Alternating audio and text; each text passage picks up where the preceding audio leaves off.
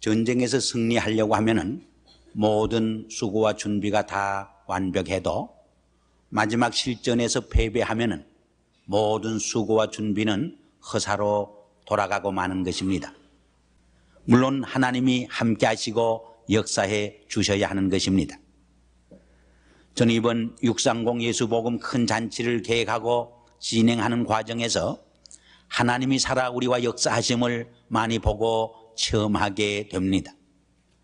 그동안 여러모로 물심양면으로 온 성도들이 이 일에 동참해 주시고 봉사하고 헌신해 주신 것을 감사드리며 하나님께서 여러분들을 위로해 주시고 격려해 주시고 축복해 주시기를 기원해 마지 않습니다. 참 많은 성도들이 얼마나 열심히 발이 불토록 자기의 시간과 정성과 재물을 아끼지 아니하고 일에 동참하는 것을 보면서 저 자신이 많은 감동과 교훈을 받게 됩니다. 어떤 분들은 2명만 전도해야 되겠다 생각하고 전도해 보니까 다 예수 믿는 사람들이라 그러고 또 거절하기 때문에 얼마나 낙심이 되고 좌절이 되었는지 모른다고 합니다. 근데 어떤 사람을 찾아갔더니 가지 예수를 믿게 되었는데 교회 가보니까 참 은혜스럽고 좋다고 하면서 나는 전도하지 못하지만은 나를 대신해서 열심히 전도해 주어서 감사하다고 100불까지 주더라고 그래요. 거기에서 용기와 힘을 얻어가지고 전도하기 시작을 했는데 지난 금요일까지 52명을 했다고 합니다. 13년 동안 예수를 믿었지만은 그동안 한 번도 전도해 보지 못했는데 이번에 52명을 전도해서 초청 대상자 명단에 이름을 적고 교회에 제출하니까 얼마나 기쁘고 즐거운지 자기의 신앙생활에 있어서 금년이 최고의 해라고 춤추면서 눈물이 글썽글썽하면서 감격하고 감사하는 모습을 볼 수가 있었습니다. 어떤 집사님은 초청 대상자 명단에 1000명 이상을 제출해 주신 분도 있습니다. 제가 지난주 광고 시간에 말씀을 드렸습니다만 어떤 장로님은 운전학교를 경영하는데 1년에 수천 명이 그 학교를 지나간다고 합니다. 그분들을 상대로 해서 전도하고 또 초청장을 내고 있습니다. 며칠 전에 제게도 하나 보내주셨어요. 저도 지난해 그 운전학교를 잠깐 다녀왔거든요. 그래서 제가 뭐라고 대답했겠습니까? 꼭 틀림없이 가겠습니다. 그렇게 대답을 했습니다. 혹 어떤 분들은 이렇게 한번 교회에 초청해서 혹 다시 세상으로 돌아간다고 하면은 별 의미가 있는가? 별로 효과가 없는 것이 아닌가? 그런 생각을 하는 분들이 있을런지 모르겠습니다. 그러나 그렇지 않습니다. 안 믿는 분들이 처음 교회에 발을 들여 놓는다고 하는 것은 그의 생애에 있어서 대단히 중요한 삶의 전환점이 되어질 수 있습니다. 혹 과거 예수를 믿다가 낙심이 되어서 세상 길로 가는 분들이 다시 주의 존전으로 성전으로 나와서 예배에 참여한다고 하는 것이 얼마나 중요한 의미를 지니게 되는지 모릅니다. 또 교회 생활을 했지만은 구원의 확신과 중생의 체험이 없는 분들이 다시 한번 말씀 안에서 구원의 확신과 중생의 체험을 확인한다고 하는 것은 얼마나 중요한 신앙적 의미를 지니게 되는지 알 수 없는 것입니다. 어떤 분이 이런 실험을 한번 해봤다고 합니다. 쥐새끼 실험을 했는데 쥐새끼를 낳아서 어미쥐가 그 새끼 쥐새끼 젖을 먹일 때 그 젖에다가 레몬 주스를 발라줬다고 합니다. 아마 그 새끼쥐가 순놈이었던 것 같습니다. 근데 오랜 후에 다 성년이 되어서 장가들 쯤 되어서 7마리의 색시쥐를 쭉 세워놓고 그 중에 한 마리 그 암쥐에다가 색시쥐에다가 레몬 주스를 발라주었다고 합니다. 근데 놀라운 사실은 이 순놈쥐가 그 7마리의 그 색시쥐를 선택할 적에 어느 색시쥐를 선택했느냐? 레몬 주스를 발라놓은 쥐를 선택하더라는 이야기입니다. 오래전에 그 어미쥐를 통해서 레몬 주스 냄새를 빨았던 것은 다 잊혀졌습니다. 망각의 세계로, 무의식의 세계로 사라지고 말았습니다. 그러나 오랜 후에 그것이 작동하게 된 것입니다. 이것은 우리에게 많은 교훈을 던져줍니다. 이것은 우리의 전도 운동에도 적용되는 교훈과 진리가 담겨져 있습니다. 한 번 안 믿는 심령에게 복음의 씨를 뿌리게 될 적에 아무 효력이 없는 듯 생각하기 쉽습니다. 한 번 믿지 않은 영혼이 심령이 주의 존전에 나온다고 하는 것이 그렇게 큰 의미를 갖지 못하는 것처럼 우리가 생각하기 쉬운 것입니다. 그러나 그렇지 않습니다. 어느 땐가 그가 신앙을 필요로 하고 하나님을 필요로 할 때에 기독교 복음과 기독교 신앙을 선택하고 결단하게 된다고 하는 것입니다. 한 번 뿌려진 복음의 씨가 언젠가는 열매를 거두고 수확을 거둘 때가 반드시 오게 된다고 하는 것을 우리는 명심해야 하는 것입니다. 그러므로 우리는 때를 얻든지 못 얻든지 더 한 심령이라도 주님께 인도하기 위해서, 더 많은 영혼을 그리스도께로 인도하기 위해서 우리가 힘쓰고 노력하고 기도하고 간절한 마음으로 초청을 해야 할 줄 압니다. 저는 요새 수요일마다 전도 간증 시간을 갖는데 얼마나 저 자신이 은혜를 받고 또 도전을 받고 큰 교훈을 받는지 모릅니다. 지난 수요일엔 두 분이 전도 간증을 했습니다. 뭐 좋은 일이니까 이름을 대어도 상관이 없는 줄 압니다. 정삼순 전도사님 33년 동안 일본에서 교포 생활을 했기 때문에 한국말이 좀 서툽니다. 늘 일본 사람들 상대로 해서 전도하고 성경 공부를 가르쳤는데 이번 기회는 오히려 한국 사람들 향해서 교포들을 향해서 복음을 전가할 수 있게 되니까 오히려 감사해서 전도를 시작했는데 700명 이상을 전도해서 초청 대상을 제출해냈습니다. 우리 김원필 집사님 전도 못할 것 같은데 이번에 보니까 전도할 것 같은 사람은 오히려 못하고 전도 못할 것 같다 한데 얼마나 잘하는지 몰라요. 그분도 간증하는데 들어보니까 그저 5명이라고 하니까 이 친구 저 친구가 많으니까 데려오면 되겠다 했는데 4분이 의논하는 가운데 100명쯤은 해야 되지 않겠느냐 그렇게 의논을 했다는 거예요. 그래서 조금은 염려되고 근심이 되더라는 거예요. 그러나 기도하는 중에 생각하는 중에 하나님께서 지혜를 주시더라고 하는 이야기입니다. 2가지 지혜를 하나님께서 주셨는데 내 발 앞에 있는 분들에게 전도하라는 것이었습니다. 가게를 운영하다 보니까 전도하러 나갈 시간도 없습니다. 그러나 가게에 제 발로 찾아온 사람에게는 왜 전도 못하겠습니까? 처음에는 가게에서 전도하면은 사업에 지장이 생기지 않을까 그런 생각을 했는데 오히려 정반대로 하나님께서는 2중 3중적인 축복을 허락해 주시는 것을 발견하고 깨달았다는 거예요. 예를 들면 운동구점을 경영하는데 그 골프대가 한 1,500불까지 한다고 그래요. 그거 하나 사면은 보너스 선물 하나 주니까 그러면서 6월 30일 날 예수복음 큰 잔치가 있는데 좀 와 주실 수 있습니까? 하고 이름을 쓰라고 하면 다 기꺼이 쓰더라는 거예요. 거기에서 자신감을 얻어가지고 한 사람 한 사람 전도하기 시작했는데 100% 다 응답을 해 주시더라는 거예요. 뿐만 아니라 그분들이 나가서 그 집에 갔더니 친절하고 또 보너스 선물까지 주더라고 광고까지 선전까지 해서 많은 카스토머가 찾아오더라는 거예요. 또 예수 믿는 사람은 찾아와서 나도 예수 믿는데 당신도 예수 믿느냐고, 이왕이면은 예수 믿는 가게에 와서 앞으로는 물건을 사야 되겠다고 예수 믿는 카스토머를 얻게 되었다는 것입니다. 또 안 믿는 사람들도 와서 예수 믿는 사람이라고 하는 것을 알고서는 적어도 바가지는 씌우지 않겠구나 신뢰감을 가지고 많이 찾아오게 되어서 사업에도 하나님께서 오히려 축복해 주시는 것을 경험할 수 있었다고 하는 내용의 간증이었습니다. 이분이 운동을 하다 보니까 운동회원이 되어 있습니다. 무슨 골프하는 회나 정구하는 회의에 찾아가서 그 모임에 가서 와달라고 초청을 하니까 모두들 아주 쾌히 오겠다고 이렇게 응낙을 해 주시더라고 하는 이야기를 들었습니다.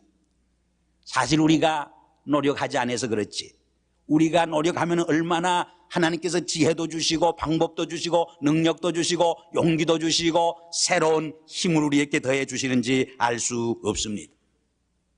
두 번째로 오늘 본문에 보면 이렇게 잔치에 초청했지만은 여러 가지 핑계와 구실을 대는 사람들이 있었음을 또한 우리는 발견합니다. 어떤 사람은 밭을 샀으니까 가봐야 되겠다. 어떤 사람은 소를 5마리 샀으니 실험을 해봐야 되겠다. 요새 말로 하면 새 자동차를 샀으니 시운전을 좀 해봐야 되겠다는 핑계죠. 또 어떤 분은 장가 들었으니까 못 오겠다 사양하고 거절합니다. 그때의 주인께서 종을 향하여서 말하기를 저 길거리로 마을로 가서 가난한 자와 병든 자와 또 고통당하고 소외된 자들을 다 불러서 나의 집을 채우라고, 내 집을 채우라고 명령합니다. 그러고도 아직도 빈자리가 있다고 보고했을 적에 길가와 산울가로 가서 강권해서 내 집을 채우라고 명령하는 말씀을 우리는 여기에서 읽을 수 있습니다. 사실 우리가 전도해보면 사양하고 거절하는 분이 많이 있습니다. 제 집사람도 전도를 해보니까 어떤 사람은 목사 욕도 하고, 목사 부인인지 모르고 장로 욕도 하고 크리스찬들을 비판하는 분들이 있더라는 이야기를 듣습니다. 그러나 저는 그 이야기를 통해서 저 자신이 얼마나 많은 교훈을 배우고 깨닫게 되는지 모릅니다. 그러므로 우리는 낙심하지 말고 인내하면서 희망과 새 용기를 가지고 전도할 적에 하나님의 집을 채우게 되는 것입니다. 몇 주일 전에 어떤 전도 세미나에 참여를 했습니다. 코코로스 박사라고 오픈도어 처치의 목사인데, 이분은 전도에 관해서 깊은 관심을 가지고 책을 한 권 썼습니다. 그분이 그런 말을 하는 것을 제가 들었습니다. 성경을 깊이 읽어보면은 이 전도 대상자에는 똑같은 사람들이 아니고 세 종류의 다른 사람이 있다. 그분이 그런 말을 합니다. 그러므로 예수님께서는 복음서를 읽어보면은 이분들에게 또 다른 세 가지 방법을 어프로치해서 시도해서 그들에게 전도하고 복음을 제시했다고 설명해 주는 말을 들었습니다. 첫 번째 사람이 어떤 사람이냐? religious person, 종교적인 사람들입니다. 이 사람은 하나님을 부인하지 않습니다. 종교에 대해서 어느 정도 많은 지식을 갖고 있습니다. 그럼에도 불구하고 구원의 확신과 중생의 체험이 없는 분들입니다. 이런 분들에게 예수님께서는 어떻게 전도했느냐? confrontation, 대결했습니다. 대표적인 사람이 니고데모입니다. 그가 영생의 도리를 예수님께 찾아 나와서 물었을 적에 거듭나지 않으면 결단코 하늘나라에 들어갈 수 없다고 말했습니다. 그때 어떻게 어머니 뱃속에 들어갔다가 다시 날 수 있습니까? 묻습니다. 그때 물과 성령으로 거듭나지 아니하면 결단코 하나님 나라에 들어갈 수 없다고 복음을 제시합니다. 하나님 나라의 진리를 제시해 주고 있습니다. 두 번째 종류는 intellectual person입니다. 지성적인 사람들입니다. 이런 사람들은 합리적이고 논리적인 이론에 대한 설명을 통해서만 받아들이려고 합니다. 그러므로 이런 사람들에게는 예수님께서 어떻게 전도했느냐? 성경에 보면은 도마가 대표적인 사람이라고 말할 수 있습니다. 예수님이 십자가에 못 박혀 죽으셨던 그 못자국을 내 눈으로 보고 내 손으로 만져보기 전에는 예수 그리스도의 부활의 사건을 내가 믿을 수 없다고 말했습니다. 그때 예수님께서는 그에게 십자가에서 못 박힌 그 못자국을 친히 보여주심으로 설명해 주심으로써 그에게 복음을 증가하고 복음을 제시했던 것을 우리는 성서에서 읽습니다. conceive, 설명해 주심으로 이해할 수 있도록 도와줌으로써. 그러나 우리가 복음을 증가할 적에 아규먼트는, 논쟁은 하지 말아야 합니다. 그것은 무익한 것입니다. 오히려 해로운 것입니다. 논쟁을 통해서 영혼을 구원할 길은 없습니다. 어떤 분은 신방 가서 싸우고 돌아오는데 싸우고 돌아오면은 신방 허다한 것입니다. 안 한 것만 갖지 못합니다. 우리가 복음을 증가할 적에 논쟁할 필요는 없습니다. 그러나 지성적인 사람들에게는 합리적인 논리적인 설명을 통해서 복음을 이해할 수 있도록 최선을 다해서 힘을 쓰고 노력을 해야 하는 것은 틀림없는 사실입니다. 세 번째 종류는 병들고 짓눌리고 소외되고 많은 아픔과 고통과 문제의식을 가지고 살아가는 사람들입니다. 그 대표적인 예를 사마리아 우물가의 여인으로 들 수 있습니다. 그는 5번이나 결혼했지만 결혼에 실패했습니다. 그는 그 마을에서 완전히 따돌린 소외된 여성이었습니다. 고독한 인생을 살아가는 여성이었습니다. 많은 상처와 아픔이 그에게는 있었습니다. 이에게 예수님께서 어떻게 어프로치했느냐? cultivate with love, 사랑으로서 친절히 돌봐주고 케어해주고 그에게 사랑의 돌봄을 통해서 복음을 증거하고 제시해 주었던 것을 우리는 알 수 있다고 하는 것입니다. 이 세 가지 C, confront, conceive, 그리고 cultivate, 이 세 가지 방법을 통해서 세 가지 다른 종류의 사람들에게 복음을 제시하고 증가할 적에 더 효과적으로 복음을 증가할 수 있었다고 그는 설명을 했습니다. 그런데 그분이 한 가지 빠뜨린 것이 있는 것을 오늘 본문을 통해서 우리는 읽을 수 있습니다. 그것은 사랑의 강권을 통해서 와보라고 한 영혼 한 심령을 그리스도에게로 이끌어내는 방법, 이머전스 어프로치를 그는 알지 못하고 빠뜨린 것 같습니다. 우리가 성경을 읽어보면은 빌립이 나다나엘에게 전도할 때도 그가 받은 그 놀라운 경험과 중생의 체험을 그에게 말하기를 와 보라고 사랑의 강권을 통해서 예수님께 이끌어낸 것을 볼 수 있습니다. 사마리아 우물가의 여인도 주님을 만나고 잃어버린 삶의 꿈과 이상을 되찾고 그의 삶 속에 말할 수 없는 기쁨과 평화와 샬롬을 체험하게 되었을 적에 그 물동이를 버려두고 마을로 뛰어들어가서 내가 메시아를 만났다고 소리치면서 그 동네 사람들을 향하여서 와 보라고 외쳤던 모습을 우리는 읽어볼 수 있는 것입니다. 제가 어려서도 많이 봤고 요새도 종종 봅니다마는 부모들이 어린 아이들에게 약을 먹일 때 보면은 아이들은 약을 먹지 않으려고 뱉습니다. 그저 입을 다뭅니다. 그러면은 강제로 스푼에다가 약을 떠가지고 부모들이 둘이 그저 목을 잡고 얼굴을 잡고 강제로 입에다가 약 숟갈을 떠넣는 것을 봅니다.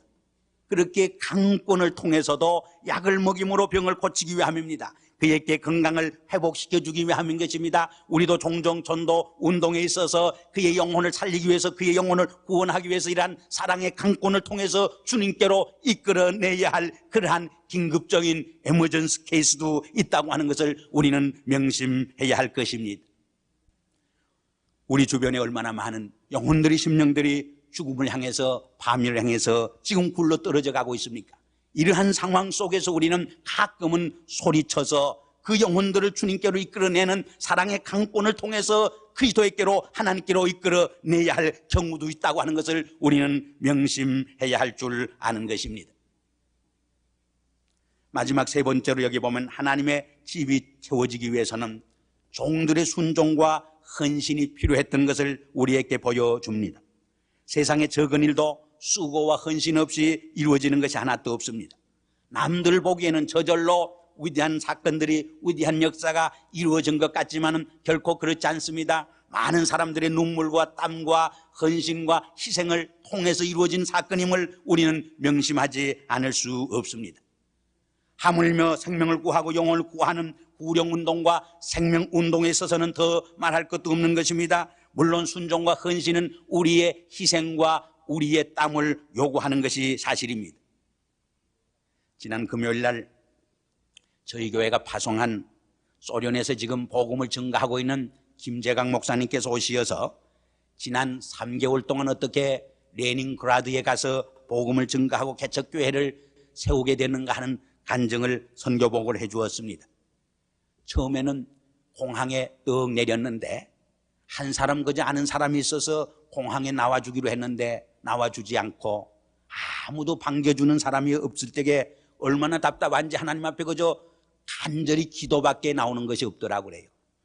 심지어는 잘 곳이 없어서 기차 대합실에서 알코올 중독자와 그리고 마약 중독자와 하룻밤을 쉬기도 했다고 하는 것입니다.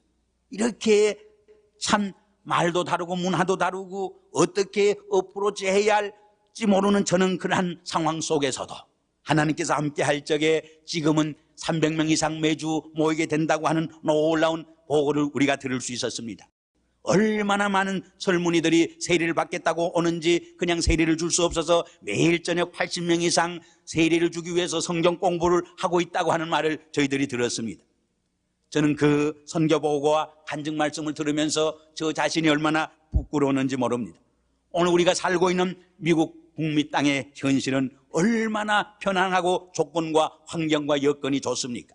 그럼에도 불구하고 우리가 나태하고 게을러서 죽어가는 영혼을 구원하기 위해서 얼마나 주님의 복음 사업에 열심히 동참하고 헌신하고 있는가 하는 질문을 저 자신을 향해서 던져보지 않을 수 없었던 것입니다. 결국 하나님은 어떤 인물을 통해서 하나님의 새 역사와 새 일을 이루어 가시게 되느냐? 순종하고 헌신하는 일꾼을 통해서 하나님의 새 역사를 이루고 하나님의 새 일을 이루어 가시는 것을 우리는 봅니다. 옛날 사울 임금님이 순종할 때 하나님이 그를 들어서 이스라엘의 위대한 지도자로 세워주셨습니다. 그러나 마지막에 그가 불순종할 적에 그를 폐하고 순종하는 다윗 임금을 세워서 이스라엘의 새 임금이요 새 지도자로 세워주신 것을 우리는 성경에서 읽을 수 있습니다. 아브라함은 100세에 얻은 이삭마저 하나님 앞에 순종하면서 바칠 수 있었을 적에 그의 순종의 믿음을 보시고 그로 하여금 오고 오는 세대 속에서 믿음의 아버지로 믿음의 조상으로 세워서 모든 민족의 복의 근원이 되게 하신 것을 우리는 알고 있습니다. 모든 일에는 때와 기회가 있습니다. 전도서 기자는 말합니다. 심을 때가 있고 거둘 때가 있다고, 사랑할 때가 있고 미워할 때가 있다고, 구원할 때가 있고 심판할 때가 있다고 말합니다. 오늘 이 시대는 참으로 복음을 증가하고 복음의 수확을 거둬들일 수 있는 좋은 기회요, 때라고 말하지 않을 수 없는 것입니다. 우리는 이 기회를 최선을 다해서 선용함으로 하나님께서 우리에게 맡겨준 이 선교적 사명을 최선을 다해서 순종함으로 헌신함으로 감당하는 저희들이 되어야 할 줄 압니다. 사실 지난 18년 동안 우리 교회 역사를 살펴보면은 얼마나 하나님께서 우리 교회를 크게 축복하시고 또 인도해 주셨는지 알 수 없습니다. 그러나 좀 냉철히 비판을 해보면은 고김경 목사님의 훌륭한 인격과 덕망과 또 그분의 은혜스러운 설교에 의해서 많은 믿는 분들이 이렇게 많이 몰려와서 가장 큰 교회를 형성했다고 말할 수도 있습니다. 정말 우리 한 성도 한 분 한 분이 믿지 않은 영혼들을 복음을 증거해서 예수 그리스도께로 이끌어내서 복음의 열매를 맺게 함으로 우리 교회가 크게 되고 부흥된 점에서는 미약하지 않은가, 그런 생각을 저는 해보게 됩니다. 이번 기회야말로 그동안 우리가 빚진 복음의 빚을 갚는 기회가 꼭 될 수 있어야 하겠습니다. 많은 죽어가는 영혼을 주님께로 인도함으로 하나님을 기쁘게 하고 영화롭게 하고 우리 교회가 부흥하고 성장할 뿐만 아니라 모든 교회들이 부흥하고 성장하며 하나님 나라가 확장되게 해야 할 것입니다. 이 전도 생활을 통해서 우리 한 분 한 분이 신앙적으로 성장하고 성숙하는 은혜와 축복이 깃들기를 바라는 것입니다.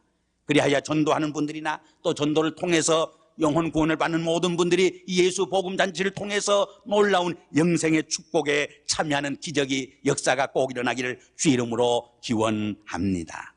기도하시겠습니다. 아버지 하나님, 감사합니다. 지난 18년 동안 저희 교회에 축복해 주신 하나님의 사랑과 은총을 생각할 때에 많이 비서도 다 감사할 길이 없습니다. 우리에게 이렇게 귀한 새 성전을 주시고 축복해 주심은 세계 선교를 위한 우리의 사명을 감당하시기 위하며 죽어가는 많은 이웃의 영혼을 주님께로 이끌어내시기 위한 하나님의 섭리와 뜻 때문에 우리를 축복하시고 이끌어 주신 줄 압니다. 아버지의 주님의 뜻과 섭리에 순종하는 저희들이 되게 하여 주시고 우리의 순종을 통하여 하나님을 기쁘게 하고 영화롭게 하며 많은 죽어가는 영혼을 살려내는 놀라운 역사가 꼭 일어날 수 있도록 우리를 붙들어 역사하여 주시옵소서. 예수 그리스도 이름으로 감사하며 기도드리옵나이다. 아멘.